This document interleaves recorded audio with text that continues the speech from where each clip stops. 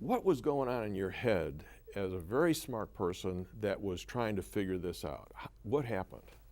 Well, I couldn't believe that God is a God of contradiction, that if he revealed one thing about his nature one day, it'd have to be the same thing the next day. God isn't changing. I had that firmly in my mind. God did not change. And yet when I looked at Mormon scriptures, I see the doctrine of God changing continually. So it was pretty obvious that God wasn't speaking through these Mormon prophets if they're teaching different than what the Bible always said about God. What do you do with this thing of racism still being in their scriptures, even though you've got the prophets saying this is not what we believe anymore? How do you know what to believe?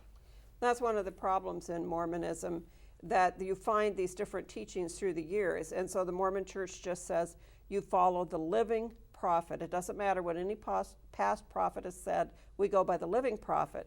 But then why did the Mormons have any scriptures at all if we're just going to go with the living prophets? So there's a contradiction even in their own use of their prophets' words. They use their past prophets when it's convenient, but when it contradicts today's prophet, then they just say, oh, well, don't worry about the past ones. We just go with the current one. What would you say to a Mormon that was just about where you're at? What's your advice to them then? You go back and read the New Testament. The Mormons claim to be a restoration of the original Christian church. You need to first get a firm handle on what was the original Christian church. Read that New Testament. You won't find Mormonism there.